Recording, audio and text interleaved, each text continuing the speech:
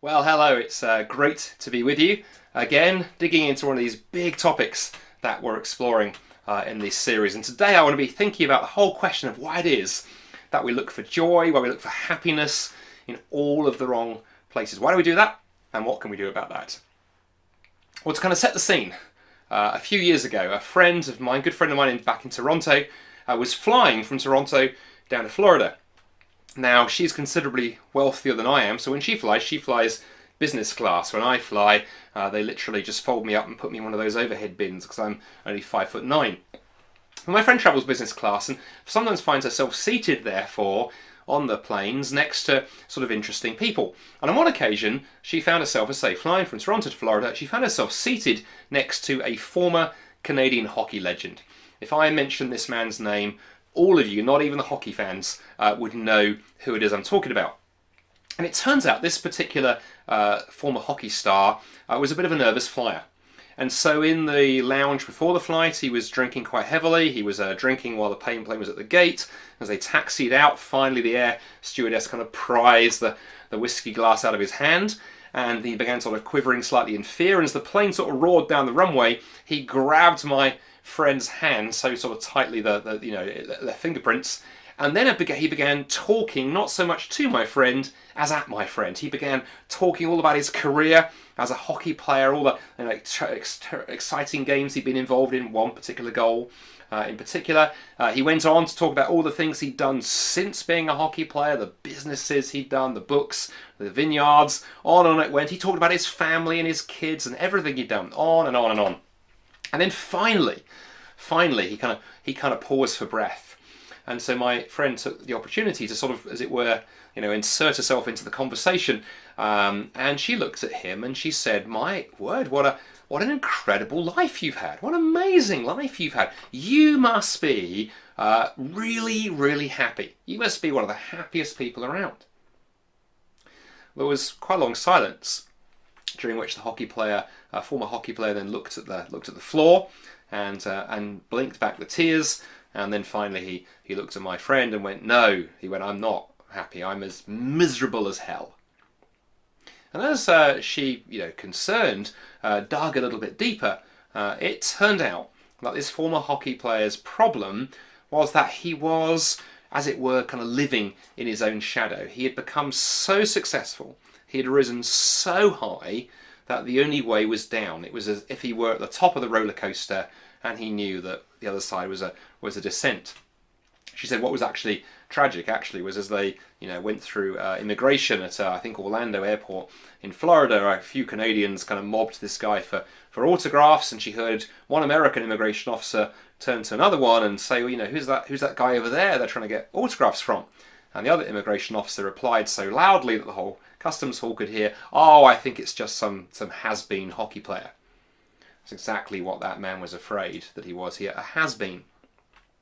You see, that story shows, whether we're very, very famous or just at a much more ordinary level in life, like probably most of us today, we live in an age that encourages us to find our significance and to find our identity, to find our value even in our careers and in our performance, to find a basis for who we are in the things that we do. The very first question, so often when we meet somebody new, what do? We say to people, "What is it you do?" We ask people the kind of things that they do. That's how we define people. Then you have websites like LinkedIn that are designed entirely around, aren't they? That social network is designed around identifying yourself in terms of your career, your workplaces, your resume. And the tragic thing is that the statistics, the science, shows us that this approach to life simply isn't working. Since 1993, the psychologist Tim Kasser has his team of fellow psychologists have been doing this really big kind of global survey, tracking what they call the aspiration index, and showing through long-term studies of people's well-being that people who put career or financial or academic success ahead of emotional or spiritual development, those people end up suffering. They experience more stress and anxiety. They are much more prone to depression, to substance abuse, to narcissism, and a general sense that life is joyless. In other words, the science is clear, very clear, trying to base your life, your happiness, your joy, your satisfaction, trying to ground that on career, success, performance, on your resume. It exacts a pretty terrible price. Now, the interesting thing is that is not a new conclusion. Yeah, the science supporting it is new, but it's not a new conclusion. The emotional consequences of trying to find identity in work or performance were actually first spotted over 2,500 years ago by the writer of the book of Ecclesiastes, one of the most fascinating books in the Hebrew Bible, what we call the Old Testament. The author of Ecclesiastes, often considered to be King Solomon, describes how he lived a life that probably few of us can dream of. Solomon wrote, he said, "I undertook great projects. I built houses and I planted vineyards. I made gardens and parks. I planted fruit trees in them. I made reservoirs to water groves of flourishing trees.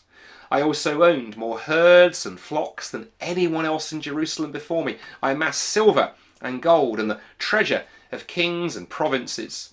I acquired male and female singers and a harem as well, the delights of a man's heart. I denied my heart no pleasure." What a life, we might say. If we had King Solomon next to us on a Air Canada or WestJet flight, we might say, "Wow, what a life you've had, dude. You must be one of the happiest people around." But then, just like the hockey player on the plane, what comes next is quite startling, because Solomon goes on to say, he says, "So I hated life. I hated life because the work that is done under the sun was grievous to me. All of it's meaningless, a chasing after the wind. And so my heart began to despair over all of my toilsome labour under the sun." It's fascinating that in 2,500 years we have advanced, we've progressed in so many areas. We have technology, healthcare, science, the ability to find amusing cat memes at the touch of a button. But for all of that technology, when it comes to happiness, when it comes to joy, when it comes to satisfaction, we are still struggling. It's sobering when you discover that every week over 1 million Westerners type the word happiness into Google, looking for something. We may be using newer technology than the writer of the book of Ecclesiastes, but the questions remain the same. But underpinning all of this, as we think today about, why do we look for joy and happiness in the wrong places, there's a question lurking behind the scenes that we need to address for a moment. And it's this question: what do we mean by the word happiness? It's a word that we often throw around quite casually, but we don't often stop and reflect on what the word happiness means. Now, interestingly, the ancient Greek philosophers, most notably Aristotle, the ancient thinkers argued there were actually 4 levels of happiness. Happiness doesn't just operate at one level, there are 4 levels of happiness. And if we are going to be genuinely happy and find genuine joy and satisfaction, we need to darn well make sure we are firing on all 4 levels. We have happiness at all these levels. So what are they? Well, to answer that, let's begin with the first one and then understand the important differences between them and understand why we need to have all 4 levels of happiness if we are going to be truly happy. Well, let's begin with the obvious, happiness level 1. What is happiness level 1? I hear you cry, or would if the internet was working in both directions today. Well, happiness level 1 is quite simply animal happiness. It's about the fulfillment of appetite. It works quite simply. I'm hungry. My tummy is rumbling, so I see the donut. And hooray, I'm hungry, there's the donut, so I eat the donut. I have a few bites, it makes me feel good, and I'm happy, and I can repeat this a few times. I can keep eating away, munching away on the donut, and I can even repeat this a few times until I am full, or in my case, slightly over full. It's very easy, but the problem is, it's transient, it is soon, quickly over. And there's a further problem too. The problem is this: when you misuse your appetites, you don't get happiness, you get unhappiness. For example, if you misuse food, if you use food to cope with anxiety and depression, you will probably end up, or risk ending up, with what doctors call an eating disorder. I mean, pretty serious. Similarly, our culture is telling us all the time, screaming at us through the media, that you can treat sex just like food, just an appetite, just indulge in it whenever you want. If you feel like it, sleep with somebody. But the problem is, if you have sex unconnected from committed love, it often becomes first boring and then perverted, producing not happiness, but unhappiness, which is why so many people have these transient relationships, bouncing from one relationship to another, because they're trying to use sex to fill the gap that love was supposed to fill, and it quickly becomes boring, and on they move to the next relationship and the next and the next. And if you end up unhappy at level 1, if those animal appetites, if you've tried to live by them and they have let you down, if you end up unhappy at level 1, the only answer is to move up a level to happiness level 2. And now, what is happiness level 2? I hear you cry. Well, thank you for asking. Happiness level 2 is all about comparison. In fact, some people have even called it the comparison game. And it works like this. It goes, I have more of something than somebody else. I'm happy because I have more money. I have more influence. I have greater success. And there's nothing wrong with this, actually, on some levels. Nothing wrong with developing a skill, with using that skill well and doing better than others. Think about excelling at sport, succeeding in work, coming top of your class, or aspiring to that if you're a student. Those are all good things. They can bring great happiness. But the problem is, of course, that level of happiness, level 2, can only sustain you for so long. The success only lasts for so long. It's transient. Think of the hockey player on the plane. He'd been at the very, very top of his profession, and now he was at the top of the roller coaster and whizzing merrily down the other side. The descent will come, either rapidly or slowly. And there are consequences. Trying to live your entire life at happiness level 2 is, in fact, a recipe for the kind of emotional toil that psychologist that I talked about, Tim Kasser, has been studying. Trying to live your life entirely at this level produces stress, it produces anxiety, largely because you are always faced with nagging questions. What happens if I make a mistake and I fail? What happens if I'm no longer at the top? What happens if somebody else joins my company and they become the boss's favourite? What happens if another student joins my cohort of students at university and their marks are better than mine? What happens if I get an injury and I can no longer play sport at the level that I'm used to playing it at? Sooner and sooner and sooner, living life at this level, you will come off the top of the curve and you will be let down. And very soon you find out that actually, far from being happy at level 2, you are actually now unhappy at level 2. And if you're unhappy at level 2, the only way to solve that problem, so the ancient thinkers, you've got to move up yet again. This time, you've got to move up to level 3. Well, what is happiness level 3? Happiness level 3 quite simply comes through living for somebody else other than yourself, investing yourself entirely in doing something for other people. It's liberating. It's wonderful. It can bring great joy, largely because it's not competitive. And perhaps the best example is parenthood, having children. I know how our lives changed.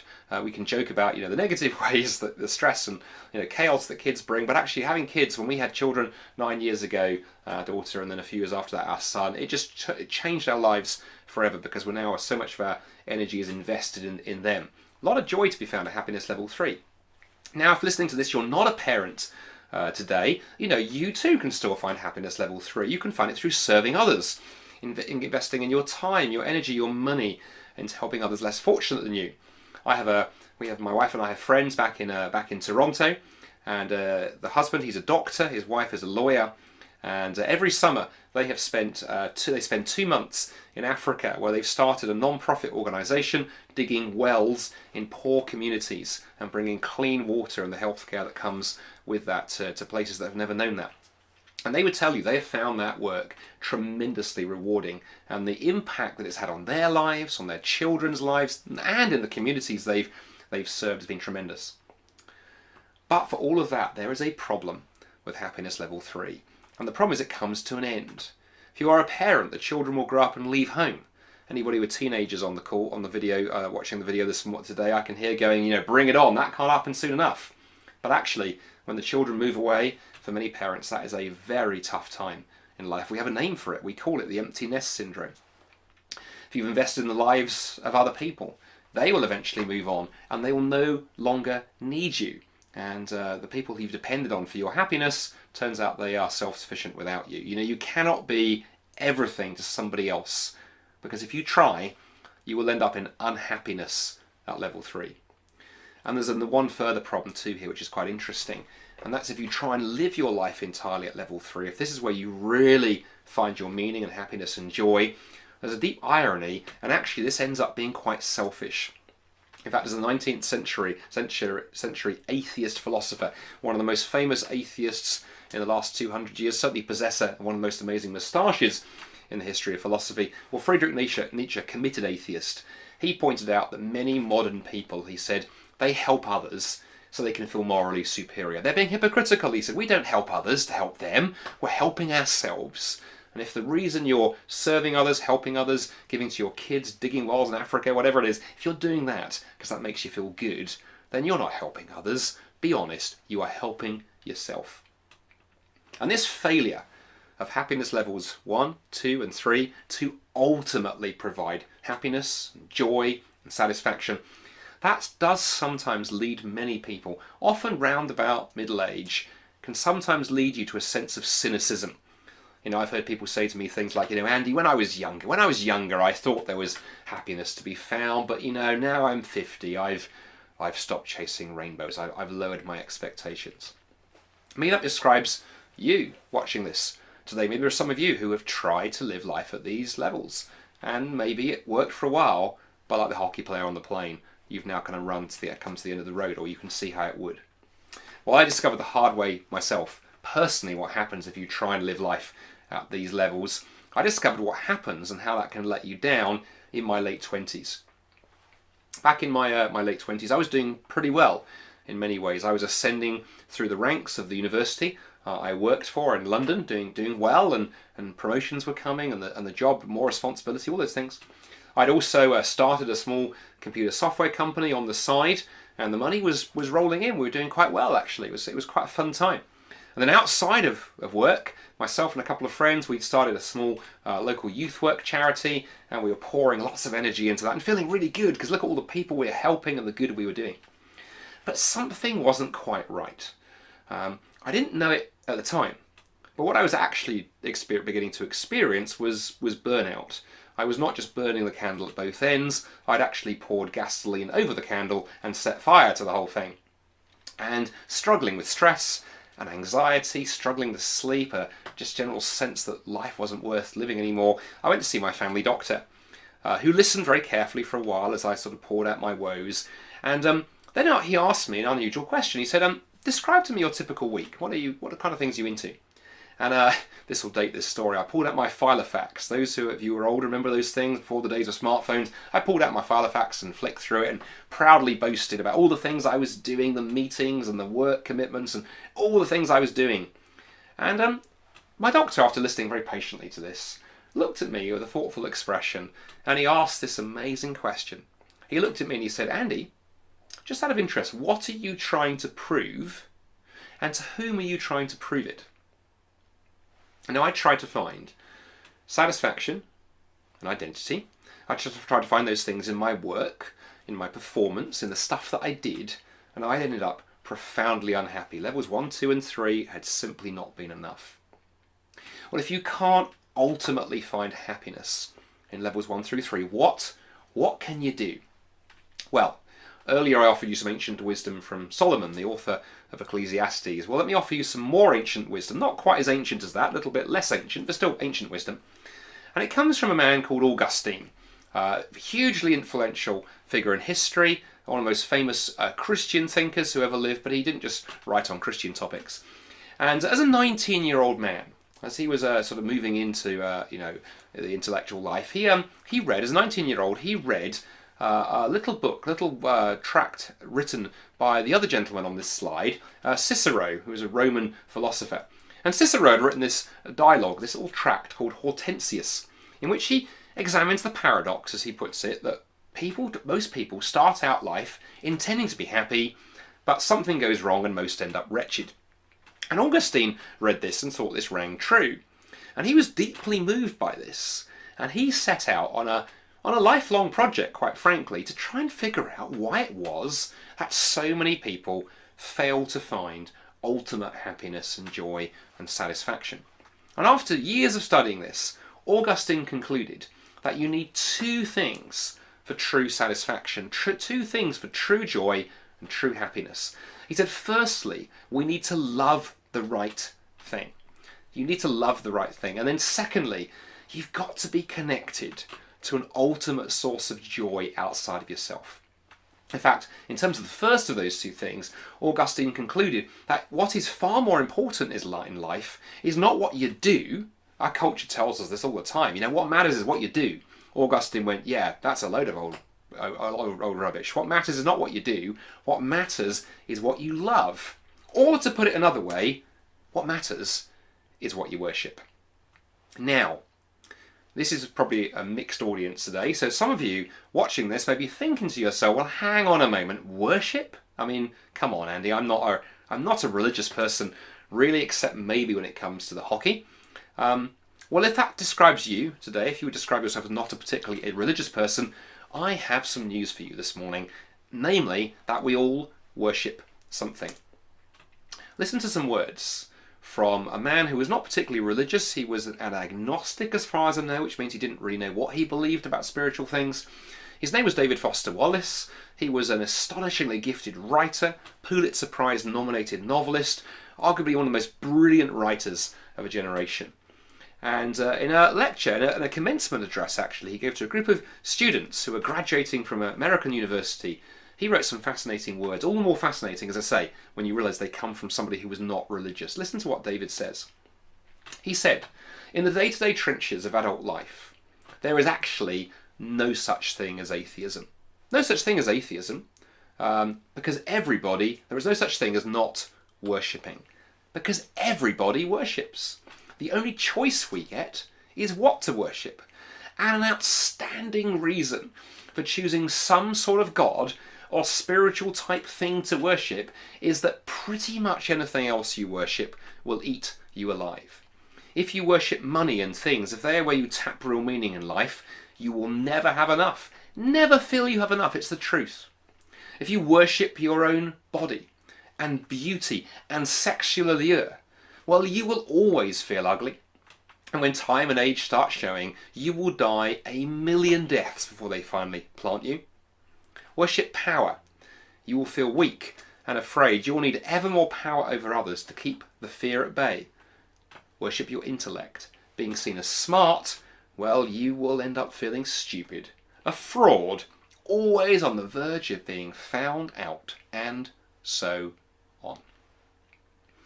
And what David Foster Wallace is saying in those words is that all of us, every single one of us, as human beings, make something ultimate. We choose to love something. We make something the centre of our lives. We worship something. And the problem is that if you make the wrong thing the centre of your life, if you worship the wrong thing, if you worship your career, your performance, your intellect, your success, then that disordered love will harm you and probably damage the thing that you love. The only way to escape from what David diagnoses there is happiness level 4. What is happiness level 4? Well, back to the hockey player on the plane where we began. What happened after he shared his misery with my friend? Well, she happened to have in her book a bag that she just finished reading. And she, over the course of their conversation on the plane, she ended up giving it to him as a gift. It's a book that many of you here may not have heard of. It is not that well known, although it's sold quite well and it's still in print, or you can certainly pick up second-hand copies of the ebook on your favourite book supplier. And it's a book called Moonwalker, and it tells the story of a gentleman called Charlie Duke. Charlie is an interesting character. He grew up in a small farming community. And this sort of first half of the 20th century, small farming community. He grew up in rural North Carolina. And he came from a simple farming family, but he loved anything to do with aviation, and he dreamed of flying. His dream as he was a teenager was that one day he could learn to fly, but there was no way his relatively poor farming family would ever be able to afford to send him to flight school. Well, lo and behold, the farm next door changed hands, and the new farmer who moved in had a crop duster plane, and he taught Charlie to fly. Well, having got his pilot's license, Charlie then dreamt of joining the United States Air Force. He wanted to fly really serious stuff. That was where the most brilliant flyers went in their careers. Again, very tough entry criteria though. Very few people get into that profession. The chance of some rural farm boy making it with no connections, but lo and behold, he applied for the United States Air Force and amazingly, miraculously was accepted.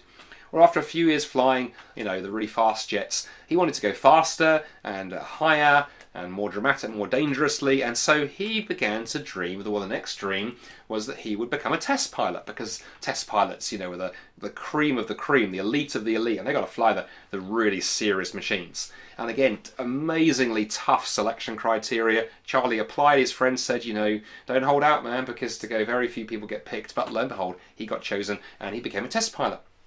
Well, now his dream grew bigger. Where do you go after being a test pilot? Well, by this point in history, we're into the 1960s, and the NASA program had begun as America was heading towards the Apollo program, the moon landings, and so Charlie decided he would apply to be accepted, apply to be a NASA astronaut. And again, we're talking now a tiny number of people succeed, but amazingly, Charlie made it, and he was selected for the astronaut program, and then his dream was to be one of the elite of the elite of the elite of the elite, and to be chosen for a moon mission. And that dream too came true. In 1972, Charlie Duke flew on Apollo 16. There he is in the picture, and he became the 10th person to walk upon the surface of the moon. Now, in his autobiography, Moonwalker, Charlie describes this ascent, climbing up and up, the dream getting bigger and bigger and bigger, and walking on the moon, the title of the book. But then he describes what happens when he comes back from the moon mission. He arrives to a hero's welcome, a ticker-tape parade, media fame, an audience with a president, back in the days when audiences with presidents were things to aspire to. But then he describes waking up the next morning, and reality hitting him with a crushing blow, because where the heck do you go next? How do you top a flight to the moon? And that growing weight, that sense that there was nothing higher to achieve or aim at, almost tore his life and indeed his marriage apart. Finally, one day, Charlie stumbled by accident, he says, I think, into this little country church somewhere, where for the first time he ever heard Christianity explained in a way that he could understand it. First heard about Jesus Christ. First heard about what God has done in sending Jesus to die, to take the place, to rescue us and restore us from our brokenness and our mess and our screw-ups and our hang-ups, and realised that if what he was hearing was true, here for the first time ever was something worth living for that was actually finally bigger than he was. Charlie had discovered that only if his identity lay not in performance, not in fame or adventure or speed or altitude, would he at last find peace. And at the end of Moonwalker he writes, I used to say that I could live 10,000 years and not have an experience as thrilling as walking on the moon. But the excitement and the satisfaction of that walk does not begin to compare with my walk with Jesus, a walk that lasts forever. And, my friends, that was what I too discovered back in the 1990s, as I reflected long and hard on what my doctor had put his finger on, that I'd been trying to build my identity on my work, on my performance. That led me to rediscover the Christian faith in a new and powerful and transformative way, and to discover there in Jesus a God who offers me identity and acceptance, not on the basis of what I have done, but on what Jesus has done, specifically in his work to reconcile me to God and adopt me into his family. That offer that God makes to each one of us who are willing to make him the centre of our lives. And the good news I can personally report back to you is that when you have discovered happiness level 4, that ultimate source of true joy in a relationship with the God who designed you to be with him, then the great thing is the joy and the happiness and the satisfaction that you find there flow back into the other 3 levels. And you can see the whole of the rest of life not as something that you scrabble with to gain identity, but as a gift to be enjoyed. You can be grateful to God that he invented food and sex and career and opportunities for serving others. They become not ways that we try to desperately justify our miserable existence or find happiness, but they've become good gifts to be enjoyed. My hope for each of you watching this today is that if you have not yet discovered true satisfaction, true joy, true hope, true happiness, a happiness and a satisfaction that come not from what you do, then maybe something, just something I have shared today, may help you take the first steps toward discovering it. Because as Jesus Christ said, and words that I now try and live by, the words that have transformed my life, Jesus Christ said, I have come that you might have life and have it to the full. Let me pray for us, and then we're going to have some Q&A and dive into these things more deeply.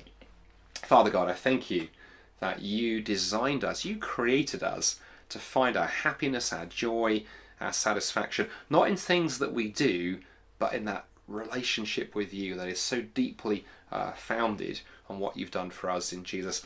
Lord, I confess that so often we put other things in the center of our lives. We try and build our lives on food, sex, performance, money, career, and then we wonder why those things let us down. Please forgive us for those choices.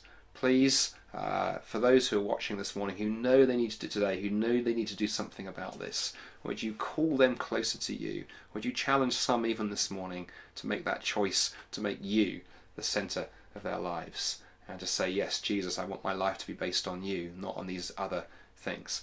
In a world of performance-based acceptance that tells us we are only accepted if we perform, Father God, I thank you that in you we have acceptance, not based on what we do, but on who you are. And no matter how far we are from you this morning, thank you that if we turn and run to you, there is that welcome and forgiveness and happiness and joy to be found.